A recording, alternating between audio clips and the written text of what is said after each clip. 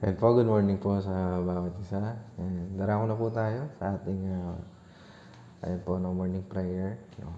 Tapos na po tayo sa ating worship po kanina. No? Ngayon po, mag-share na po tayo ng ating word. No? So, good morning po sa mga kasama po natin ngayon na nanonood ng ating live. No? Kay Pastora Karina, Tatay Billy.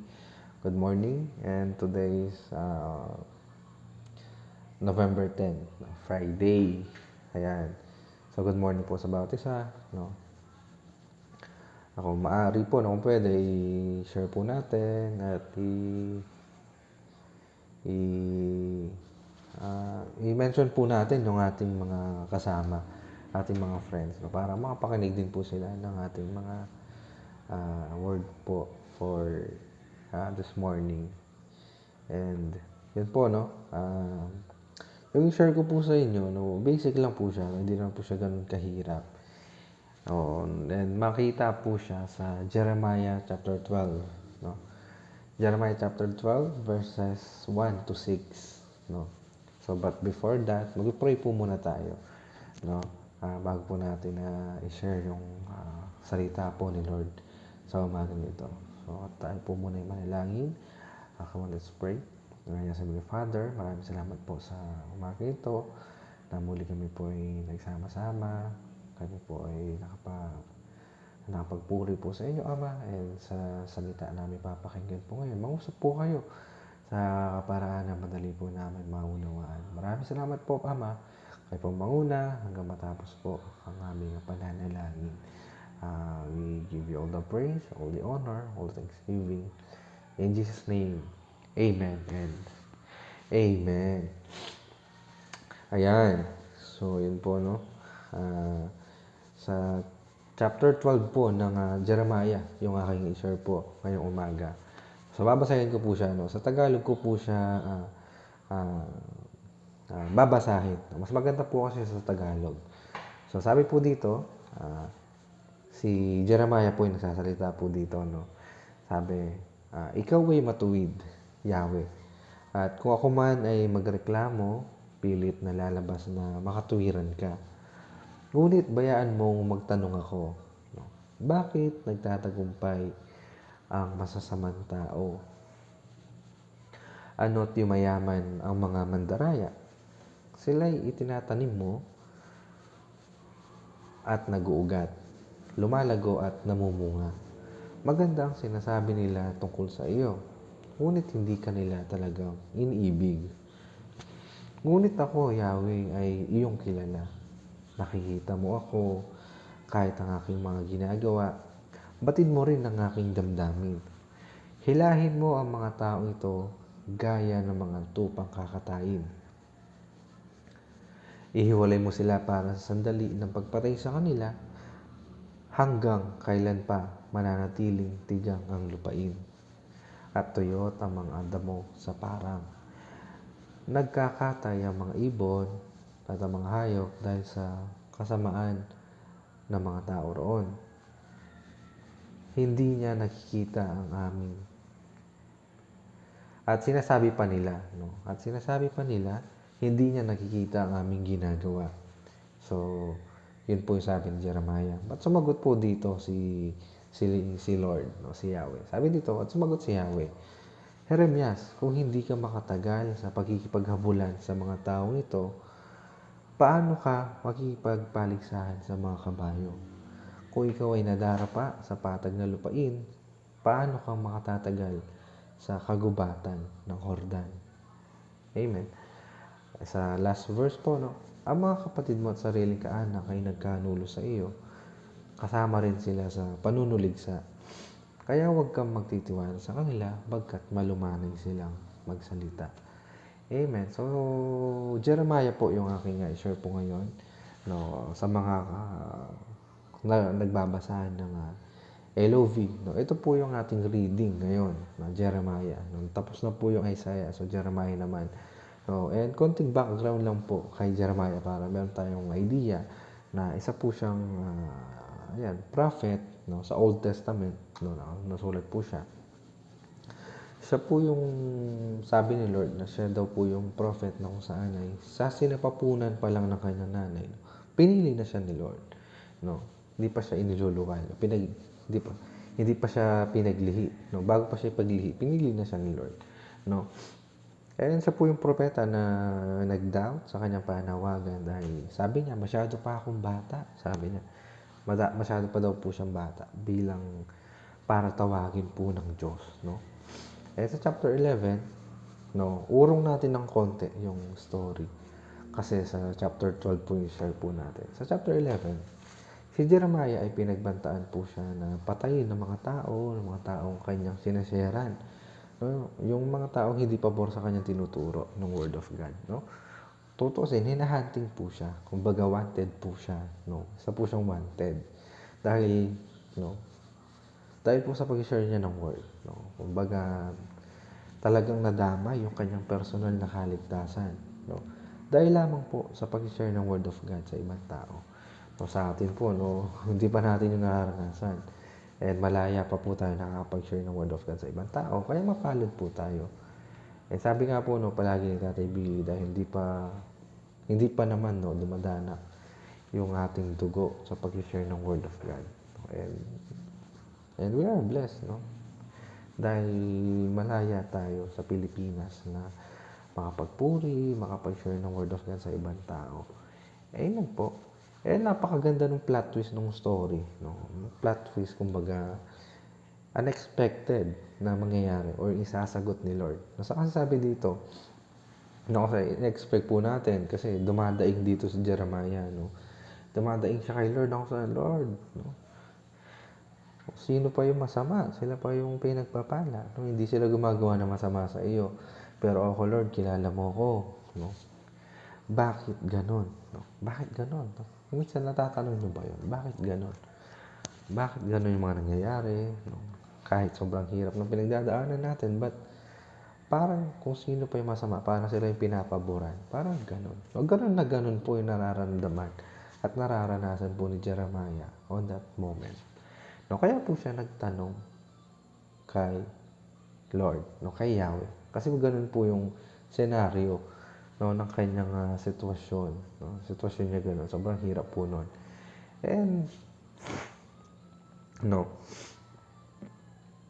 So, especially, no, kumbaga, no, si Lord kasi unexpected talaga kung paano siya sumagot po sa atin. Minsan, naghahanap tayo ng comfort, no? Hindi pala comfort yung ating kailangan. Baka rebuke pala, no? Baka rebuke pala talaga yung kailangan po natin at hindi po yung comfort, no? Amen po. And yun po, no, yung nakasulat po dyan, napakalinaw nung sinabi po ni Lord dyan, no? Sinabi po yung verse na to, sabi po dyan, kung hindi tayo makatagal sa ating kasalukuyang nararanasan, paano pa po tayo makakatagal sa susunod na mas mabibigat pa na ating problema? Sumagot nga po dyan si Lord, no? Sabi, kung nadara pa tayo sa kapatagan, no? Paano pa tayo, di ba, kung sa reality, sa patag nadadapa ka, paano pa sa mga bako-bakong daan, no? Sabi nga dyan, no, kung hindi mo kayang makipaghabulan sa mga tao, no? Paano ka pa makipaghabulan sa mga kabayo? No? Sabi po diyan, no? Amen po ba? Sabi po diyan ni Lord, no? Napakalinaw po no? At napaka meaningful na kanyang sinabi. No? Kasi na-expect talaga natin dito, comfort po yung sasabihin ni Lord kasi nahihirapan po si Jeremiah dito, no? May taning na yung kanyang buhay. No, maaari siyang mapatay ng mga tao na tumutulig sa kanyang paniniwala, no? Pero ganun po yung sinabi ni Lord, no? Amen po. No, napaka mysterious, no? And sabi po dito, no, sa story po kasi si Jeremiah na-discourage po siya. No, discourage po siya. No, wala pong exemption talaga. Born again ka o hindi. Nakakaranas po tayo ng discouragement. Nadi-discourage po siya, no? And sabi po dito, Jeremiah reminds us that even a strong servant can become discouraged. Tandaan po natin yon. Maraming beses na sinabi ni Lord ang do not be discouraged sa Bible. Naisulat po yan sa Bible. So ano po ibig sabihin nun? Sinasulat yung word na do not be discouraged kasi there's a presence of discouragement. No? There's a presence of discouragement. Totoo po yun. Hindi naman masusulat sa Bible kung wala. No? Amen. Amen. Kaya pinapaalalahanan tayo ni Lord na wag po tayong panghinaan ng loob kasi kasama po natin siya. No? Amen po, no? So, meron po akong 2 punto. 2 punto lang ito, mabilis lang. Kung saan, ano yung matututunan natin sa story dito ni Jeremiah. No? So, ano po ba yung mapupulot po natin? So, simple lang. No? Sabi po dito, number 1, no? Number 1 point, don't compare yourself to others. No? Sabi po dito sa Tagalog, huwag po natin kumpara yung sarili natin sa ibang tao.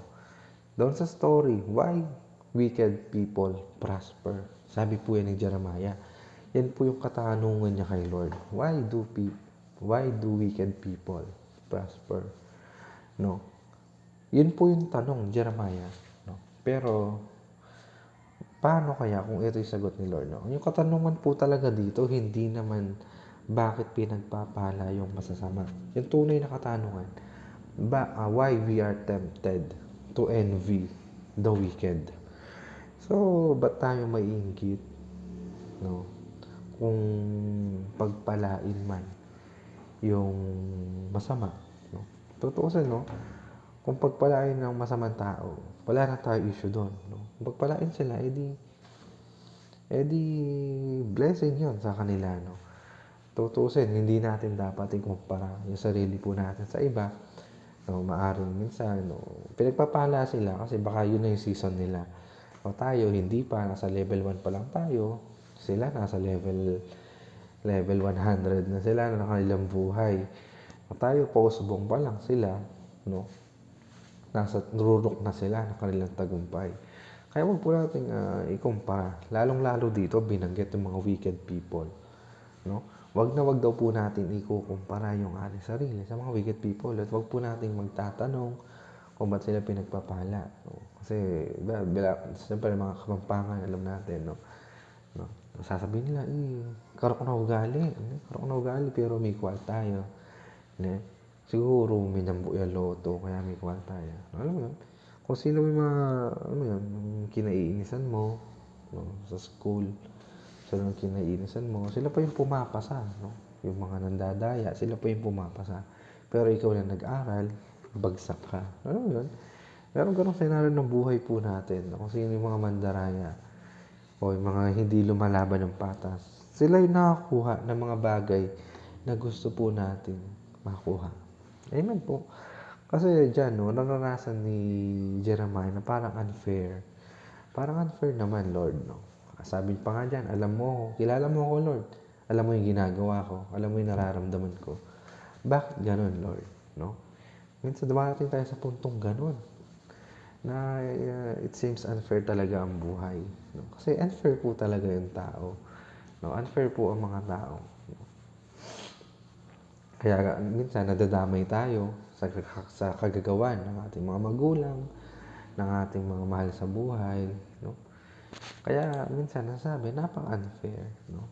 Ba't nandito ako sa pamilyang ito? Ba't hindi ako naging anak ni Henry Sinalan? No? Yung mga ganon. Para automatic, mayaman, no? Pero alam mo yun, hindi po ganon ang buhay. No? Kaya makaka-relate po talaga tayo, no? Sa mga linya ni Jeremiah sa story dito sa Bible, no? Amen. So, ayun, sinisipon ako, no? Amen? So, kaya wag po tayong makaramdam ng sama ng loob kung isang tao ipagpalain na maaaring yun ay pinaghirapan niya pala, hindi natin alam. So, wag po natin kakasama ng loob, no? Amen? Di ba sabi nga sa Bible, no? Yung alam mo yun, si Jonah, no? Yung meron na talagang hatol dun sa mga taga Nineveh, no? Pero dahil hindi nangyari expect niya na distraction, nagalit siya, no? Nagalit po siya. Parang gano'n din po tayo, no? No, alam mo 'yun, gano'n po yung tingin po natin sa masasamang tao na dapat gano'n yung mangyari sa kanila. Pero alam mo 'yun, baka minsan si Lord, no, hindi natin talaga siya maunawaan sa kanyang mga ginagawa. Amen po. Sabi sabi kasi dito, ba't tayo nagagalit sa mga taong pinagpapala ng Diyos? Sinasabi natin, undeserving yan eh. Napaka-undeserving pero ba't meron siyang blessing? So, tutuusin, no? So, bago natin itanong yung kay Lord, tayo ba ay deserving? No, wala naman. Wala naman pong deserving sa atin, sa love ni Lord, sa pagpapala niya, wala naman pong deserving. Ni isa man po sa atin, lahat po tayo, hindi nakaabot sa kabanalan ng Diyos. No? Wala po naka-level sa Kanya. Lahat po tayo undeserving. Kaya, alam mo yun, wala tayong karapatan, no? Questionin ang ibang tao, no? Kung ba't sila pinagpapala, kung ba't nandun sila sa sitwasyon nila ngayon. Wala po. Amen. Sabi nga po dito, we're loved by God. Even we're not deserving. Yan, totoo po yun. Wala pong deserving sa bawat isa po sa atin. And kung meron man pong pagpalain ng Diyos, no, hindi natin alam kung si Lord ba talaga yung nagpapala sa mga taong gumagawa ng di maganda. Kasi alam mo naman, si Satan, nagpapala din siya. No? Kapag ikaw pinagpala ng Satan, sigurado mawawala ka kay Lord. No? Hindi yun kalooban ng Diyos. No? Hindi yun kalooban ng Diyos. Kasi kapag ang ng Diyos nagpala, pang-eternal po, no? Pang-eternal po yung blessing ni Lord. Hindi lang pang short term. Amen po ba? No. Yun po yung number 1. No? Number 1 po ay don't compare yourselves to others. Number 2, God is preparing us for bigger struggles. No? So, God never puts you into the race with horses until He has trained you with the runners. Alam naman po natin na ang kabayo ay mas mabilis kaysa sa tao, no? Technically po, no, mas mabilis talaga mga kabayo, no? Ibig sabihin po nun dito, no? Kung hindi niya tayo ilalagay sa karera ng mga tao, paano tayo makikipaghabulan, no? Sa mga kabayo, no? Amen po. And sabi nga po dyan, kung hindi tayo nakipaghabulan sa patag, paano tayo magkipaghabulan sa baku-bako, no? Sa magulong daan. Amen po ba? No, ganyan po tayo piniprepare ng Diyos sa mga bigger struggles ng buhay po natin. No, kumbaga, level 1 nga, sabi ko kanina. No, hanggang tumatanda po tayo, no, pabigat po ng pabigat yung mga problema po natin. No? No, bata pa tayo, wala pa tayong mga pamilya. Ako, no, wala pa akong pamilya. No? Kung ako nagrereklamo na sa aking mga pinagdadaanan ngayon sa buhay ko, no? Paano pa kaya in the near future? Ano pa kaya yung mga darating na mga problema na mas mabibigat pa kaysa sa pinagdadaanan ko ngayon, no? Kaya wag po tayong panghinaan ng loob, no? Especially mga bata pa tayo. Meron at meron na mas mabigat pa ang darating dyan. Meron mas mabigat pa ang mararanasan po tayo. Kaya wag po tayo susuko. Tandaan po natin yon. Amen. Magsisimula talaga tayo sa maliit hanggang sa palaki ng palaki. Yung maliit na blessing, lalaki. Maliit na problema, hanggang sa malaki po. Makakayanan po natin yun. Amen po. Kaya nga po, no, walang bata na maliit na sobrang laki ng problema. Wala po. No? Habang tumatanda po tayo, doon po dumalaki yung problema natin. Kasi nagkakaroon na tayo ng isip, nagkakaroon na tayo mga experiences sa buhay. Amen. Kaya nga minsan, no? Minsan kasi nagmamadali tayo, no? Minsan, imagine mo na lang, ba't na lang hindi ilagay sa isang USB yung experience ng mga buhay po natin. Kasi saksak na lang natin sa ating ulo. Para, para tumalino tayo. Para yung mga pagkakamali natin dati, hindi natin magawa. Pero hindi po kasi ganun. Hindi natin mamamadali yung buhay. Kasi mga po, no? Hindi po, no?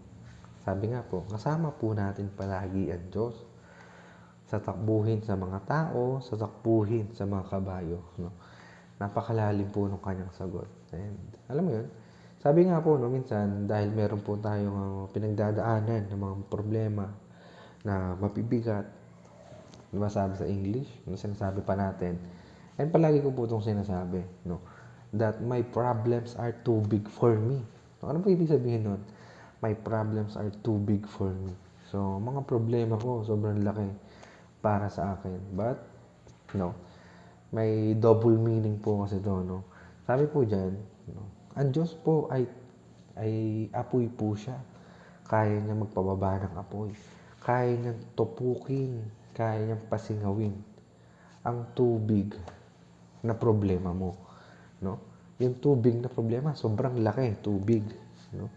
Kaya niyang pasingawin ang tubig na problema kasi apoy po ang Diyos. Amen po. Wala po siyang hindi kaya. Sa presensya ng Diyos, wala pong hindi sisingaw. Wala pong hindi kayang tubukin ng Diyos dahil apoy po siya. Amen po ba? Amen. Kaya, sabihin man natin, no, Lord, my problems are too big for me. Still po, no, ang Diyos po ay mas malaki kaysa sa ating problema. Tandaan po natin yun. Amen po ba? Ayan, malapit na po akong matapos, no? So, kaya tayo mga born again, no? Wala tayong dapat ikainis sa mga tao na mayroong ibang pananampalataya kaysa sa atin, no? Like sa ating pananambahan, no? Sa iba, or pananambahan ng ibang tao sa simbahan, wala po tayong dapat, no, ikagalit doon. Wala tayong dapat batikusin, no? Hindi natin sila dapat batikusin sa kanilang ginagawa. Dahil karamihan naman, doon po tayo nanggaling. So, mapalad po tayo kasi na-invite po tayo sa isang Christian church, sa isang born-again church. No? Isipin natin, Lord, di naman sila deserving. Di naman sila malapit sa'yo. No? Di naman sila nagsisimba every Sunday. Nagsisimba lang sila, Lord, pag birthday nila. No? Ba't sila pinagpapala, Lord? Ba't kami na lang mga born again. Malapit kami sa inyo. No? Tutusan, no? Diba tayong malapit kay Lord? No? Minsan, inisip natin, ba't di na lang tayo yung pagpalain ng Diyos? No? Ba't yung iba, pinagpapala na? No? So, alam mo yun? Sabi nga po ng Bible, pinagpapala ng Diyos sa masasama at mabubuti. Pinapaulan niya. No? Pinapaulan niya kanyang ulan sa masama at mabubuti. No? May pagpapala po lahat ng tao. Amen po. Kaya sabi po dyan, sa 2 punto, don't compare yourself to others and God is preparing us for bigger struggles. Yun po yung matututunan po natin sa story ni Jeremiah sa chapter 12, verses 1 to 6. Amen. Sabi po dito, water your own grass. No, patapos na po ako. No, mabilis lang. No, kung nakapokus po tayo sa ating hardin, no, lalago po talaga yun sa atin. Kung nakafocus tayo sa hardin ng iba, hindi po tayo lalago kasi mapapabayaan yung sarili nating hardin, yung sarili nating mga halaman. No? Sabi nga dito, turn comparison to inspiration. Amen po. Huwag tayo mag-focus sa success ng ibang tao. Tingnan natin kung paano ang kanilang ginawa, kung ba't sila nagtagumpay. Tandaan po natin yun. Alam mo yun, kasi minsan, no, tinitingnan, kasi sa tao, tinitingnan lang talaga nila normally yung resulta. Pero hindi nila tinitingnan yung kanilang pinagdaanan bago nila nakuha yung resulta na yun. Amen po. Kaya, alam mo yun, kaya minsan, ano man, yung tao, nadi-discourage sila. No? And sabi po dito, no, tandaan po natin yung Philippians chapter 2 na wag po nating ipagpalagay na mas higit tayo kaysa sa ibang tao na kahit na sobrang sama pa nila. No? Focus tayo sa ating sarili at palagi po tayo nga magpakumbaba. No? Wala po tayong karapatan na magsabi na tayo ay better kaysa sa ibang tao. Sabi po yun sa Philippians. Huwag natin ipagpalagay na mas mabuti tayo kaysa sa ating mga kapatid. Amen po. No? Ayun din po yung sinabi, no, ni Lord kay Jeremiah kasi Si Jeremiah talaga sumasagot po siya kay Lord na, Lord, kilala mo ko. Masama sila, Lord. Ba't ganon? No? And sabi ko nga po, no, piniprepare po tayo ni Lord sa mga mas mabigat na problema. Kung ngayon pa tayo susuko, walang-wala na tayong ilalaban sa future. No? Kaya lumalaban po tayo ah, ngayon, sa current po natin ngayon, sa ating ngayong sitwasyon po natin para, alam mo yun, para mas malakas po tayo sa future po natin. No? Kung ngayon, di ba, yung present po natin ngayon, wag po natin susukuan yan. No? Alalahanin po natin yung mga success natin dati. Yung mga battles na napagtagumpayan po natin sa past. No? Napagtagumpayan mo yan dati. Alam mo yun. Alam mo, mapagtatagumpayan mo din yan ngayon. Ginawa ng Diyos noon, gagawin din ng Diyos ngayon at sa future. Amen po. Amen. Kaya tayo po, no, habang tumatagal, dapat palapit ng palapit po tayo kay Lord. No? Hindi po tayo habang tumatanda tayo, palayo ng palayo. Dapat habang tumatagal, no, tumatatag, no, tumitindi po tayo kay Lord. Amen, hindi po tayo tumatanda paurong, sabi nga ng matatanda, no? Tandaan po natin, no, na ang Diyos po ay ayaw niya na kinukumpara natin ating sarili sa iba. Tandaan po natin na ang Diyos po ay palagi niya tayong hinahanda sa mas mabibigat pa na labanin ng ating buhay. Ayan po. So, doon na po magtatapos yung aking i-share po ngayon. Nawa, meron po kayong matutunan. Meron po tayong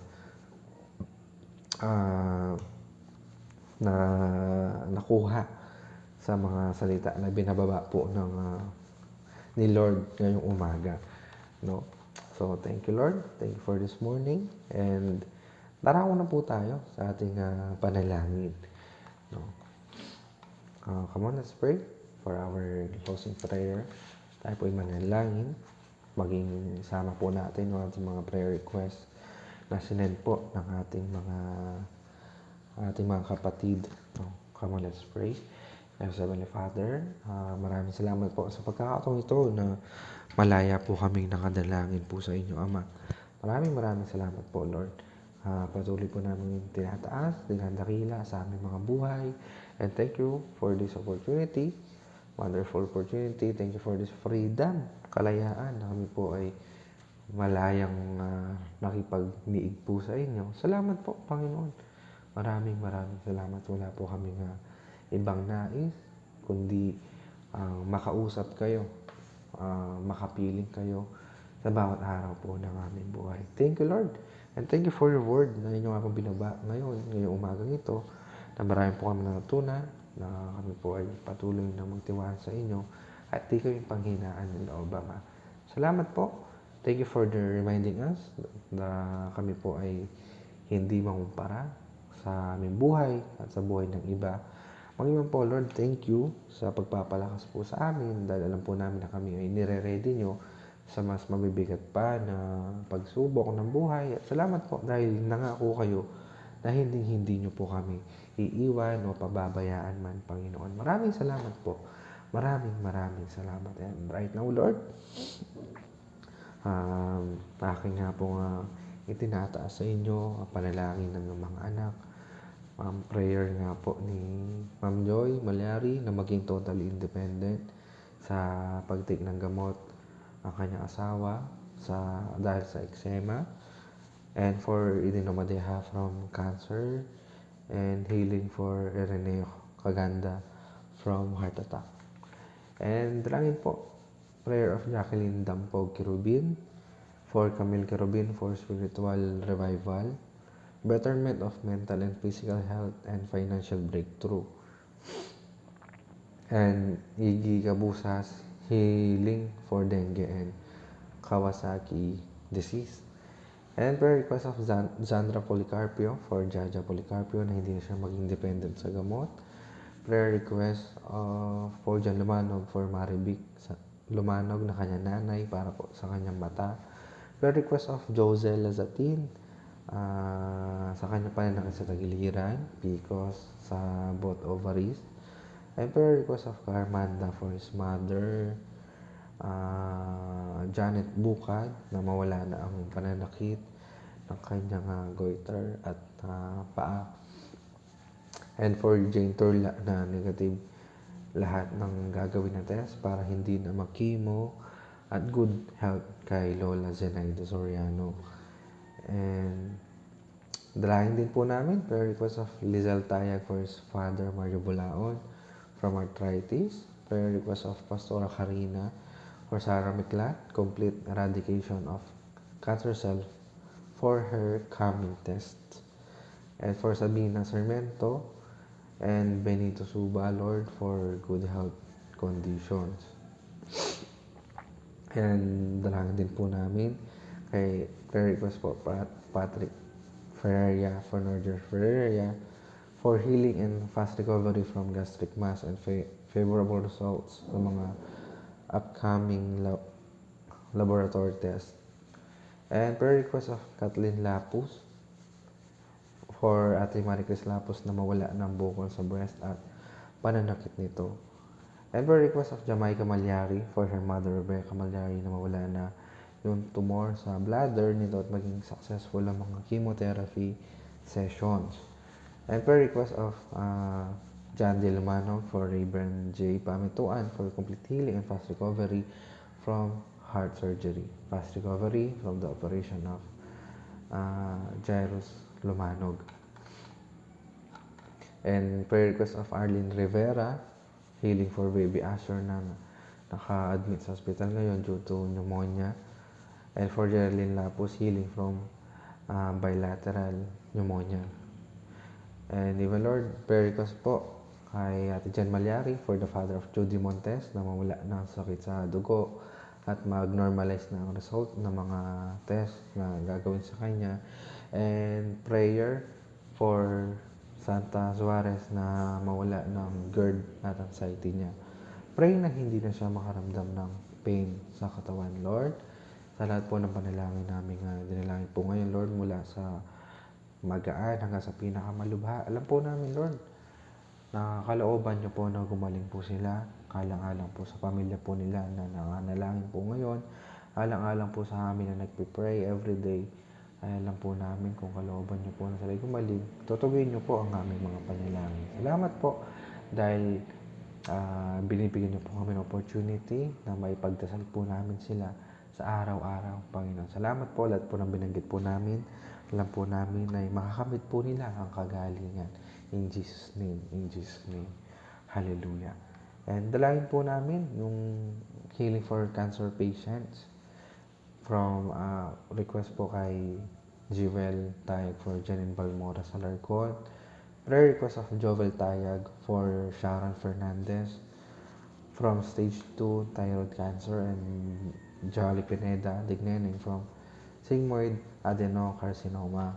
Prayer request of Tita Eliza Panlilio for Teresita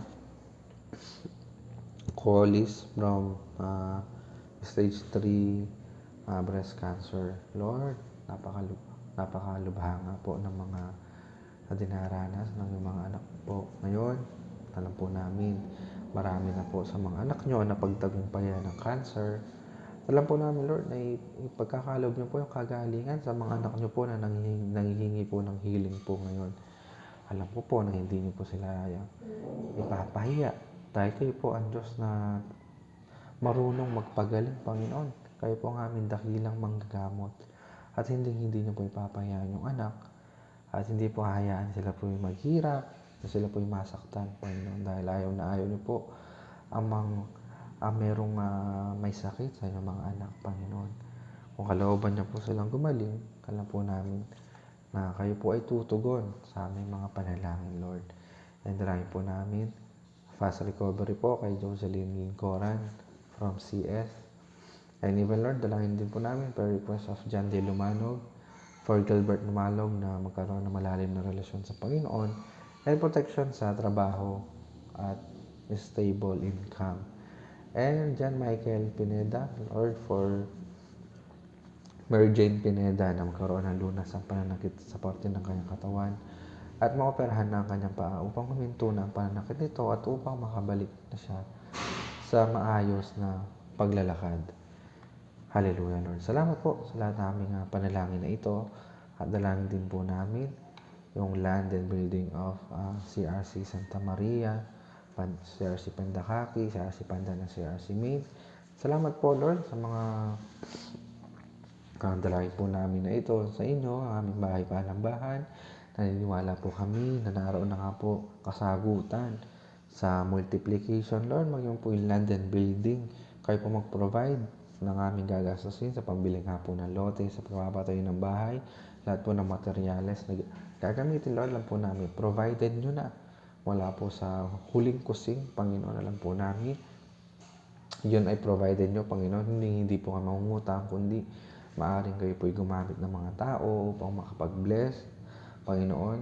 At patuloy nyo po na pangunahan ang bawat bahay panambahan po namin para po sa ikalalago po ng inyong gawain, Panginoon. Hindi po natin ito ginagawa para sa ikalalagay ng gawain, kundi para po lahat ng ito ay para sa pangalan nyo, Panginoon. Para lahat sa ikaluluwalhati ng inyong pangalan, Ama. Maraming salamat po. And true and committed disciples for all CRC churches. Hallelujah. Magmam po yung dinadalangin din po namin sa mga sa mga branches po, no, ng CRC, Lord. Mag-iba po sa Mariveles, sa Zambales, alam po namin naroon po ang multiplication. Lord, alam po namin na pasimula pa lang po sila, pausbong pa lang po sila, Panginoon. Kayo po ang gumabay sa kanila, Lord. Bagamat malayo, Lord, ang kanilang lugar.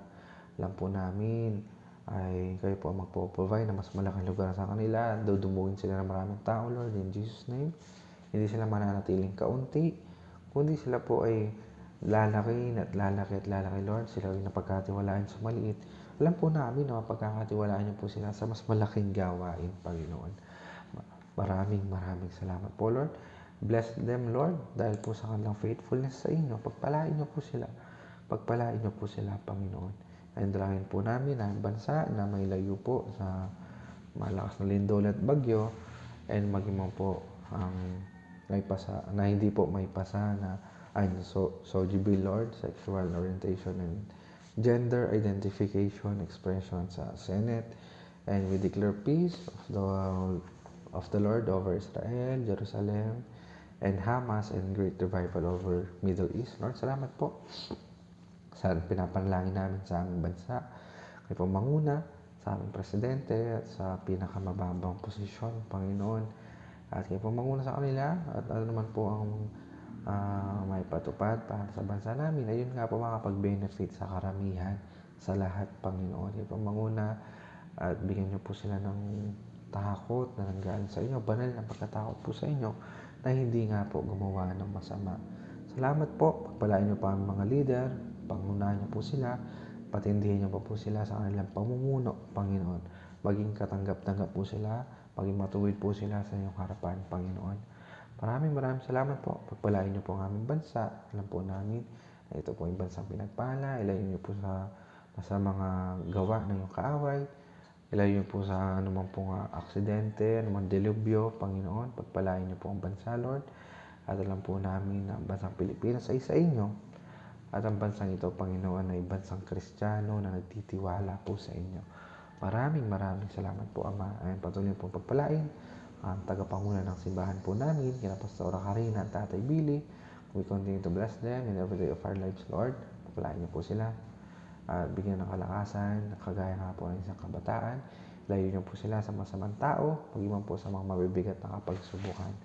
Maraming salamat po, Ama. Pagpalain niyo po sila, mag-iwan po ang mga tao na konektado sa kanila, mga tao na related sa kanila, kanilang pamilya, mga kapatid, mga kamag-anak at kapitbahay. Pagpalain niyo po, Panginoon. Maraming salamat po. At sa gagawin pa po namin sa maghapong ito, pagpalain niyo po kami sa lahat po na papasok sa school, sa trabaho. Pangunahin niyo nga po sila, Panginoon. Bigyan niyo kami ng karunungan na gagaling po sa inyo. Huwag niyo pong hayaan na may mangyaring hindi maganda sa iyong anak sa loob po ng maghapong ito. Even Lord, ang hapong ito ay maging productive at maging kapuri-puring araw na ito para po sa inyo, Panginoon. Maraming salamat po, Ama. Maraming salamat po Sa inyo po namin ang binibigay ang pinakamatas na pagpuri, pagsamba sa pangalan ni Jesus na aming Diyos. Amen at Amen. Thank you, Lord. Thank you, Lord. Thank you, Lord. Ayun po, no, good morning po sa bawat isa sa inyo. Yan po, tapos na po yung ating panalangin, ang ating morning prayer. Ayan po, mag-aalas 7 na, no. So, ayun po, no. Sa lahat po na magtatrabaho po, ingatan po kayo ni Lord sa mga magstay sa bahay, sa mga papasok sa school, no, ingatan po kayo ni Lord. And sa mga for some announcements po, no. Ayan, everyday po ang ating morning prayer, every 5:30, no. Sa live po tayo, every 5:30 every day. Pag Sabado po, wala po tayong live, no. Monday to Friday po, no. Live pag Sabado, wala po tayong live but on-site po siya. And Sunday service, every 8:30 po, every Sunday. Weekly empowerment, no? Leadership empowerment every Wednesday, 6:30 po siya. No, and kung meron po kayong mga katanungan, kung gusto niyo pong makisama sa mga cell groups, feel free to chat yung mga nagko-comment po dyan. No, para masama po tayo sa isang community na kung saan ay si Lord yung sentro ng ating buhay. So, ayun po, no. Good morning and have a nice day. God bless everyone. Thank you.